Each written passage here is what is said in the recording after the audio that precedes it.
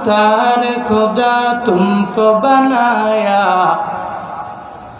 उम्मत की निगाहबान खुदा तुमको बनाया, उम्मत की निगाहबान खुदा तुमको बनाया। या रब मेरे आँखों में समा जाए मदीना, या रब मेरे आँखों में समा जाए मदीना। मुद्दत से मेरे दिल में तमन्ना मदीना,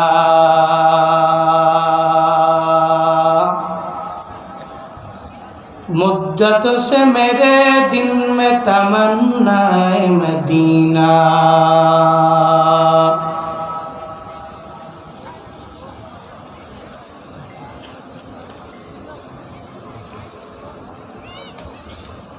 ঐতিহ্যবাহী জামিয়া ইকরা দারুল উলুম মাদ্রাসা ও এতিমখানার উদ্যোগে আয়োজিত তাফসীরুল কোরআন মাহফিলের আজ 14 নভেম্বর 2024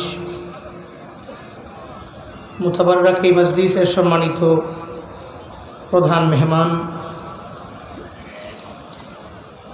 বাংলাদেশ কওমি শিক্ষা বোর্ড বেফাক গাজীপুর জেলা এর সম্মানিত সভাপতি শেখুল হাদিস হযরত মাওলানা মুফতি মাসউদুল করিম সাহিব দামাত বরকাতুহুম, আজকের মাহফিলের সম্মানিত প্রধান অতিথি কালিয়াকৈর পৌরসভার সাবেক মেয়র জনাব মোহাম্মদ মুজিবুর রহমান সাহিব, আজকের এই মাহফিলে কোরআন এবং হাদিস থেকে দিক নির্দেশামূলক বাণী আপনাদেরকে শুনিয়েছেন। আমার পূর্বেই দারাজ কণ্ঠে আপনাদেরকে আলোচনা শুনিয়েছিলেন বিশিষ্ট ইসলামী চিন্তাবিদ হযরত মাওলানা মুফতি আহমদুল্লাহ সিরাজি দামাত বরকাতুহুম। কথা বলেছেন মুফতি এমদাদুল হক সালেহী দামাত বরকাতুহুম। আরও অনেক ব্যক্তির নাম রয়েছে। বাদাল আসর থেকে নিয়ে পর্যন্ত কোরআন এবং হাদিস থেকে দিক নির্দেশনামূলক বাণী আপনাদেরকে অনেকেই শুনিয়েছেন। শুরুতেই আমাকে একটু উচ্চ কণ্ঠে উচ্চ আওয়াজে জবাব দিবেন, এই সুন্দর মজলিসটি পেয়ে আপনারা খুশি না বেজার? একটু একটু খুশি না বেশি খুশি? আজকের এই মাহফিলের আয়োজন যারা করেছেন, আমি দোয়া করি আল্লাহ প্রত্যেককে দুনিয়া এবং আখেরাত উভয় জগতে কল্যাণকামীদের অন্তর্ভুক্ত বানায় দেন। সকলেই পড়ি আমিন। সম্মানিত হাজরিন, আপনারা এখানে বিভিন্ন জেলার মানুষ, ধরতে গেলে বাছাই করলে 64 জেলার মানুষই এখানে আছেন। এক একজনের বাড়ি এক এক জেলায়, এক এক উপজেলায়, এক এক গ্রামে, কিন্তু এখানে আমরা থাকি সবাই ভাই ভাই, মিল মোহাব্বতে চলি। এটাই মুমিনের কাজ। এই সুন্দর মজলিসকে সৌন্দর্যমণ্ডিত করেছেন আপনারাই সবাই মিলে। আমি আপনাদের জন্য দোয়া করি আল্লাহ পাক আপনাদেরকেও কবুল করেন। আমাকে উচ্চ কণ্ঠে আগেই জবাব দেন, এই সুন্দর মজলিসে আসার মতো, বসার মতো, কিছু বলার এবং শোনার মতো তৌফিক দিয়েছেন কে? সর্বাবস্থায় আমাদেরকে তৌফিক দেন কে? এতে কোনো সন্দেহ আছে? আমি যে হাঁটতেছি, হাঁটার মতো তৌফিক দিচ্ছেন কে? আমি যে কথা বলছি, এই কথা বলার মতো যোগ্যতা দিচ্ছেন কে? ভাত খাওয়ার সময় প্রতিটি লুকমা দিচ্ছি, এই প্রতিটি লুকমা দেওয়ার মতো ক্ষমতা আমার হাতে দিচ্ছেন কে? আল্লাহ পাক দিচ্ছেন। আমার কোনো ক্ষমতা নাই, আমার কোনো পাওয়ার নাই, চলার মতো তৌফিক আমার নাই। আল্লাহ যতটুকু দেন ওইটার উপরে ডিপেন্ড করে আমি চলি। এটাই মুমিনের ঈমান। এই জন্য দেখবেন প্রত্যেকটা বক্তা বয়ানের শুরুতে অথবা শেষে সব কিছু বলার পরে বলে ওমা তৌফিকি, এর মানে আমার কোনো তৌফিক নেই, আমার কোনো ক্ষমতা নাই, আমার কোনো পাওয়ার নেই। আল্লাহ আমাকে যা দিয়েছেন, আল্লাহ যদি তৌফিক দেন তো আমি এটার উপর ডিপেন্ড করে চলতে পারি। আল্লাহ যেদিন বলবে যে এখন বন্ধ তো বন্ধ। এই জন্য শুরুতেই আমরা একটু আল্লাহকে রাজি করি, আল্লাহকে খুশি করি যে আল্লাহ এই সুন্দর মজলিসে আসার মতো তৌফিক দিয়েছেন। ওই আল্লাহকে খুশি করি, পড়ি আলহামদুলিল্লাহ। আমার সাথে পড়ুন রব্বানা লাকাল হামদ হামদান কাসীরান তাইয়িবান মুবারাকান ফি ইয়া রাব্বি লাকাল হামদু কামা ইয়ানবাগি লিজালালি ওয়াজহিকা ওয়া আযীমি সুলতানিকা লাকাল হামদু বিল কুরআন লাকাল হামদু বিল ইসলাম লাকাল হামদু বিল ঈমান। এই যে প্রশংসা সূচক একটা জুমলা আমরা আমাদের জবান দিয়ে বের করলাম, প্রশংসাটা করলাম কার? দুনিয়ার কোনো নেতার, কোনো লিডারের? দুনিয়ার নেতার প্রশংসা করলে সাময়িক সময়ের জন্য নেতার সাপোর্ট পাওয়া যায়,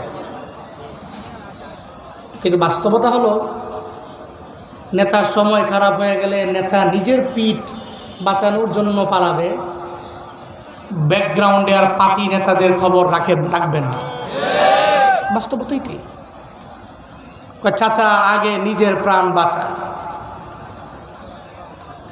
নিজের পিঠে আঘাত আসার পূর্বেই তখন আর মনে রাখবে না আমার ডানে কে ছিল, আমার বামে কে ছিল, আমাকে সাপোর্ট কারা দিয়েছে। এ ব্যাপারে বিন্দু থেকে বিন্দু মাত্র পরিমাণ চিন্তা না করি উনি দৌড় দিবে। পৃথিবীর সমস্ত মানুষের এটাই নেশা। আপনার বন্ধু স্বার্থে আঘাত লাগলে ওই বন্ধু এমন শত্রু হবে, ওই বন্ধুই আপনাকে খুন করে দুনিয়া থেকে বিদায় করে দেওয়ার জন্য ট্রাই করবে, কিন্তু আপনার ঘনিষ্ঠ। দুনিয়াটা স্বার্থে ভরা। ওই যে নিমুখারাম ছেলে বগুড়ায় দেখেন নাই, 500 টাকার জন্য গার্লফ্রেন্ডকে নিয়ে সময় দিবে, টাকা দিবে, মায়ে দেয় নাই, মারে মাইরা ফ্রিজে ঢুকে রাখছে, কপাল পোড়া। দুনিয়াটা এমনই। কিন্তু চলার পথে কোনো ব্যক্তি যদি তার রবকে বন্ধু বানায়, রসুলকে বন্ধু বানায়, আল্লাহ এবং রসুলকে ইতাআতকারী ওই সমস্ত লিডারকে বন্ধু বানায়, ঠকবে না। আলা জেনে নাও, ইন্না আউলিয়া আল্লাহ, নিশ্চয়ই রবের বন্ধু যারা, লা খাউফুন আলাইহিম, তাদের বিন্দু থেকে বিন্দু মাত্র পরিমাণ কোনো ভয় নাই, ওয়ালা হুম ইয়াহজানুন, তাদের কোনো চিন্তা নাই। ঘোষণা আমার না আল্লাহ? জোরে বলেন কার? আপনারা মানুষগুলো খুব অ্যাক্টিভ। আগের যিনি বক্তা ছিলেন আমি দেখছি আপনারা খুব জোরে আওয়াজ দিয়েছিলেন। আমার বেলায় কমতি করে না, একটু দিয়েন। আমার অতটা জোর নাই। আমি গত 2-3 দিন একটু আনশিডিউল প্রোগ্রাম করতেছি। একটা প্রোগ্রাম মিস্টেক হওয়ার কারণে কিছু লোকদের মন জোগাড় করতে যায় আমি শেষ। গতকালকে প্রোগ্রাম ছিল লালমনিরহাটের হাতিবান্ধা। আমি বাসায় গিয়েছি সকাল দিনের 10টায়, পরে আবার এই রোডে গেছি, আবার এই রোডে আইছি। তো সব মিলিয়ে একটু ক্লান্ত আমি আছি, অনেকটা টায়ার্ড আমি। কথা আমারটাই স্বাভাবিক দৃষ্টিকোণ থেকে দুর্বল হবে, আপনাদেরটা একটু সবল হবে, ঠিক আছে? যেহেতু আমি একটু দুর্বল, কথা আসতে আমারটাই হবে, আপনারা একটু সবল, আপনাদেরটা জোরে হবে। একটু শুরুতে একটু দেখি আমি কারটা একটু জোরে হয়। পড়েন সুবহানাল্লাহ। আমি আগেই বলছি আমি ফেল, আপনারাই ফার্স্ট। পড়েন আলহামদুলিল্লাহ। আরো জোরে চিল্লায় একবার করে পড়েন আল্লাহু আকবার। গুনাহ হয়েছে? কষ্ট পেয়েছেন নাকি আপনারা?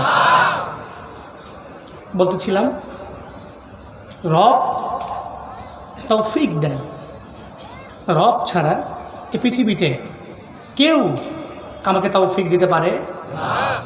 কেউ পারে না। এই জন্য যে কোনো সময় একটা কথা অন্তরে নিয়ে চলব, জীবনে কোনো দিন যা পাবো এটা নিয়ে শুকর আদায় করব, এর ওপরে গিয়ে আগ বাড়িয়ে কিবির অহংকার এটা করা যাবে না। কারণ দিছেন কে? এটা আবার নিতে পারেন কে? আল্লাহ। পড়েন 10 বছর পরে আল্লাহ ছেড়ে দিয়েছেন, 10 বছর বিবাহের পরে ওই ছেলেকে আল্লাহ 1 মাস পরে নিয়ে যেতে পারে? পারে। চিন্তা না, আল্লাহ দিয়েছেন, আল্লাহ নিয়ে গেছে। ডিপ্রেশনে পড়া যাবে না। আবার আল্লাহ আগে ঠিক মতো খাইতে পারতাম না, চলতে পারতাম না, হঠাৎ করে আল্লাহ দিয়েছেন, এমন কিছু নিয়ামত দিয়েছেন এটা পায়া আল্লাহ কি ভুলে গেলাম। আগে কেউ চিনতো না, জানতো না, এখন মশহুর আমি, প্রসিদ্ধ আমি। মানুষ সালাম দিলে আমি দিব কেন? আমি সালাম দিব কেন? মুসাফা করব আমি কেন? সে আমার জন্য হাত বাড়াবে? কি ভাবসা, কি অহংকার, কি কিবির। অথচ মাটির মানুষটা এতটুকুই জানে না কোন জায়গায় তার মরণ হবে। এখান থেকে প্রোগ্রাম শেষ করে সে কালকে অফিস, কালকের পরের দিন অফিস করতে পারবে, বিন্দু থেকে বিন্দু মাত্র পরিমাণ গ্যারান্টি যে মানুষটা নাই, এই মানুষ কেমনি অহংকার করে?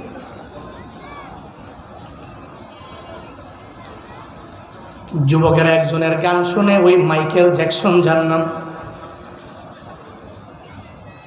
এখন হয়তো যুবকেরা এত পরিমাণে আপডেট হয়ে গেল, এখন মাইকেল জ্যাকসনের গান শুনে না। ওলামায়ে কেরামের বয়ান শুই না চোখের পানি ফালায় কান্না করে রাতে ঘুমায়া যায়। একটা সময় মাইকেল জ্যাকসনের গান শুনলা, ওই মাইকেল জ্যাকসন এত পরিমাণে সেলিব্রিটি, একটা গান গাইলে $1 মিলিয়ন পর্যন্ত ওই দাওয়াতের লোকেরা ওরে দিয়া দেয়। ওই মাইকেল জ্যাকসন চিন্তা ভাবনা করলো, দুনিয়াতে আমার এত পরিমাণে টাকা, আমি এত বাড়ি গাড়ির মালিক, দুনিয়াতে 60 বছর 80 বছর জিন্দেগি দিয়ে আমার হবে না, 150 বছর দুনিয়ার মধ্যে বাঁচবো আমি। এই চিন্তা নিয়ে যখন অগ্রগামী হয়ে গেল, মনের মধ্যে এই চিন্তা যখন চলে আসলো, দুনিয়ার সবচেয়ে বড় বড় বড় বড় 12 জন ডাক্তার নিযুক্ত করে নিল।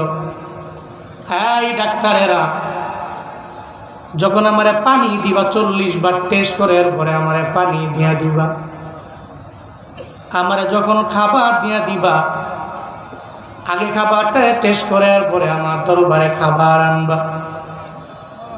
ভক্তদের সাথে মুসাফাও করে না, হাতও বাড়ায় না, কারোর সাথে কথাও ঠিক মতো বলতে চায় না।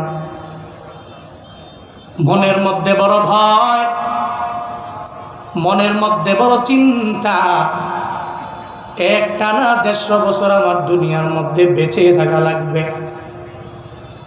আল্লাহ পাক বলেন, ও বান্দা, তোর ডাক্কা তোরে বাঁচাইতে পারবে না, তোর খাবার দাবার তোরে বাঁচাইতে পারবে না, তোমার মা বাবা বাঁচাইতে পারবে না, দুনিয়ার কোনো বড় কবিরাজ বান্দা তোমারে বাঁচাইতে পারবে না।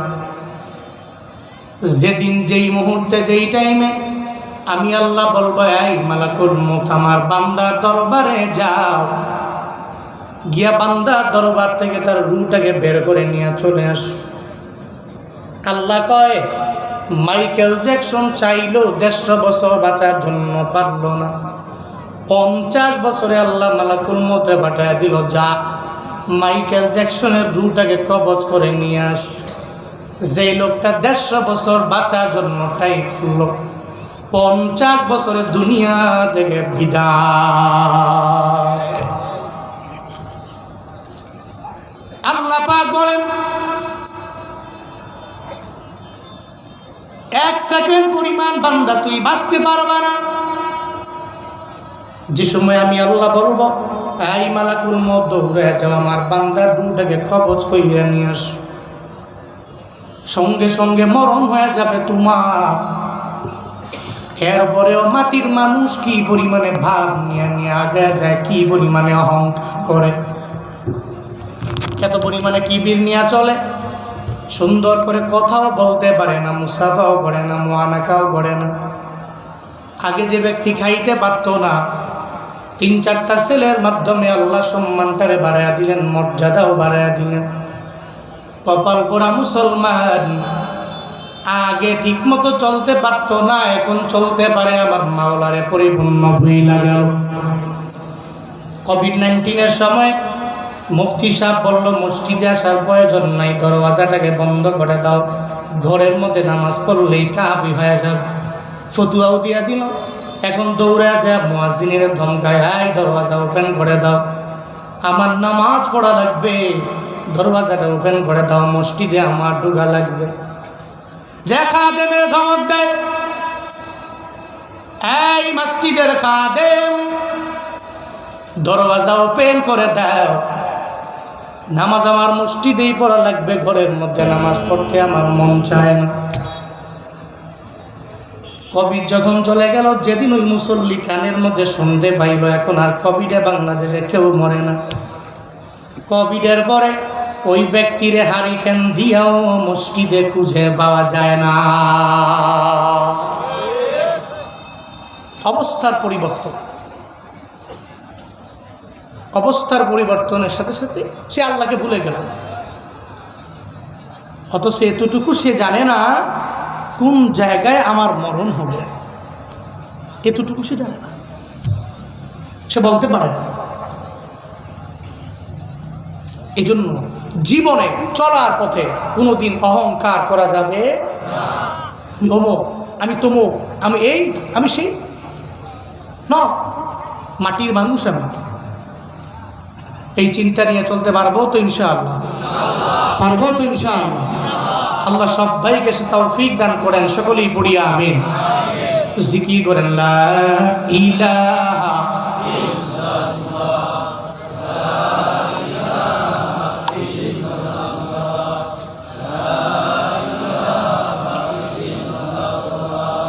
লা ইলাহা ইল্লাল্লাহ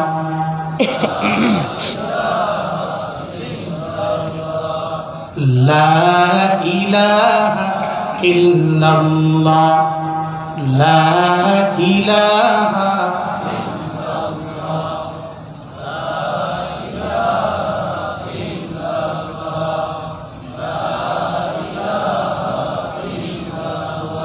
এজন্যই আল্লাহ পাক রব্বুল আলামিন বান্দারে জানায়া দিলেন,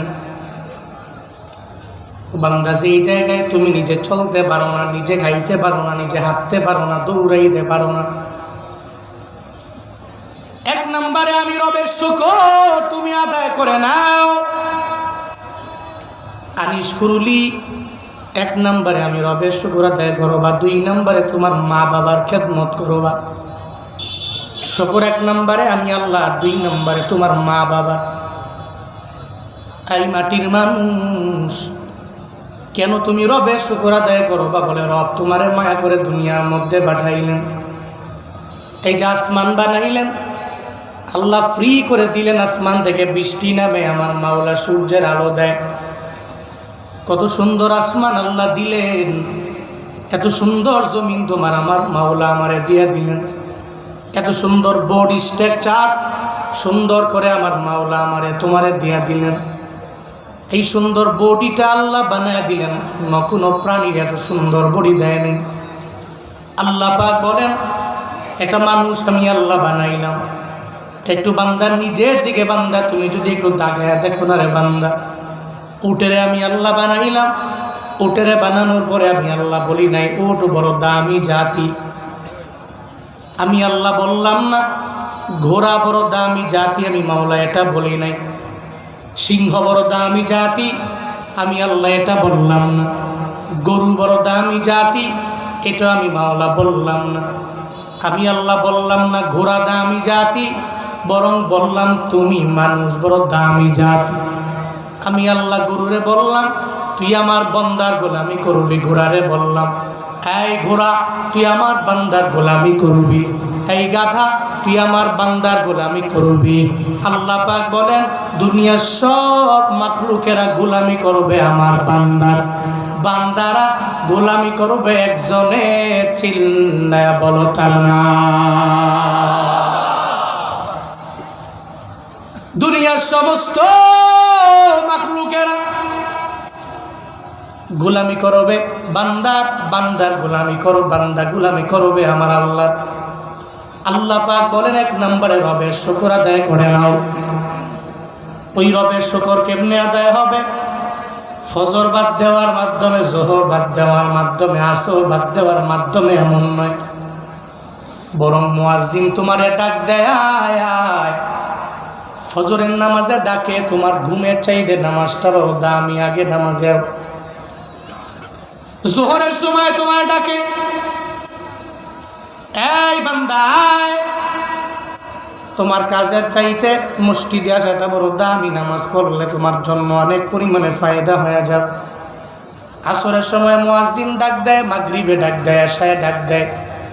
তুমি আমার মাওলার শুকর আদায় কেমনে করবা? বলে 5 বেলা নামাজের মাধ্যমে রবের শুকর আদায় হয়ে যাবে। রমজানে 30টা রোজা রাখার মাধ্যমে আমার মাওলার শুকর আদায় হয়ে যাবে। নেক আমলের লাইনে অগ্রগামী হওয়ার মাধ্যমে আমার মাওলার শুকর আদায় হয়ে যাবে। একটু তাকায় দেখ আমার মাওলা কত সুন্দর করে তোমারে আমারে বানাইলেন। মায়ের গর্ভের ভিতরে, মায়ের গর্ভ থেকে দুনিয়ার মধ্যে যখন আমি চলে আসলাম, বিন্দু থেকে বিন্দু মাত্র পরিমাণ আমি কথা বলতে পারি না। সকালবেলার খাবার আমার লাগবে, আমি মাকে মা বলে ডাক দিয়া বলতে পারলাম না মা রে ব্রেকফাস্ট লাগবে, আমার সামনে খাবার এনে দাও, বলতে পারলাম না। দুপুরের বেলাও বলতে পারলাম না মা রে পেটের মধ্যে ক্ষুধা লাগলো, আমারে খাবার দাও।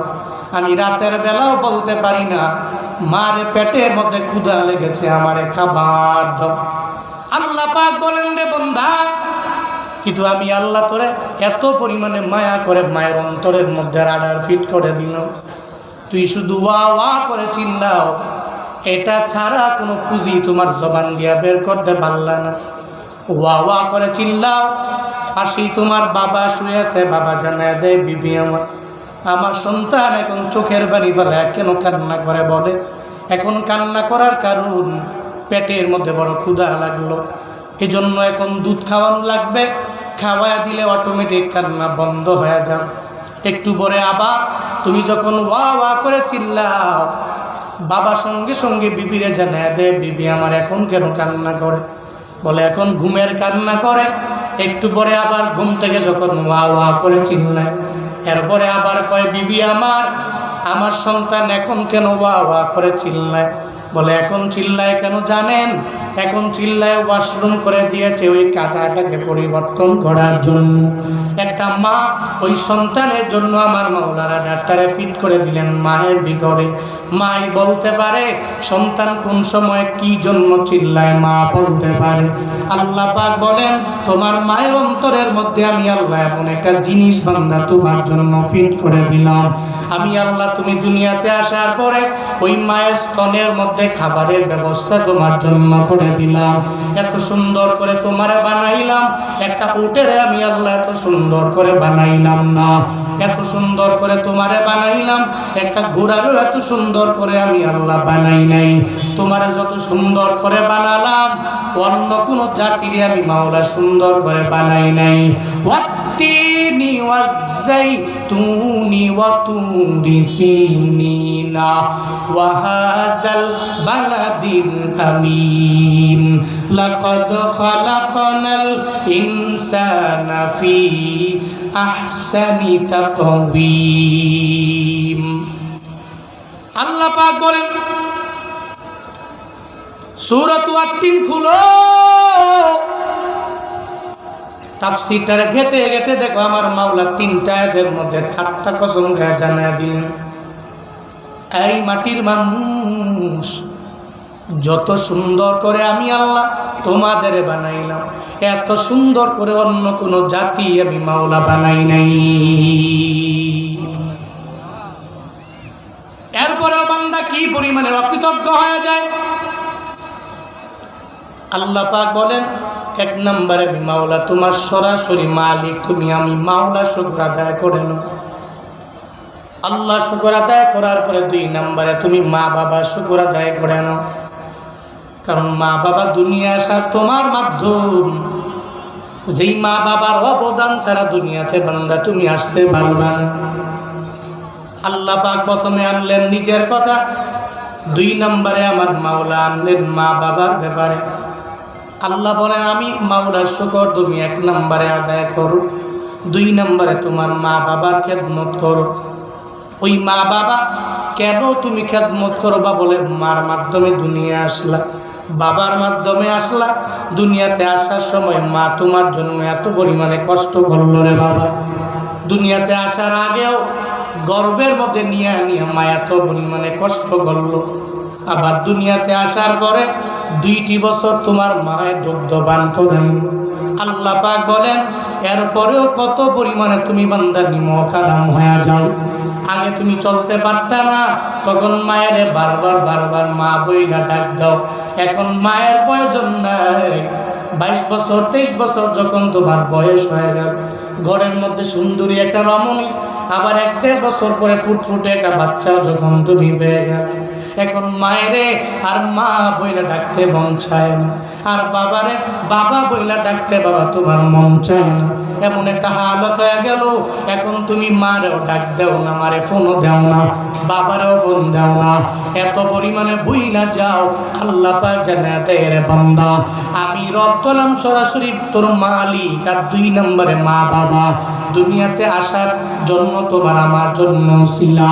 1 নম্বরে তুমি রবের শুকর, 2 নম্বরে তুমি মা বাবারে ভুইলা যাইলে হবে না।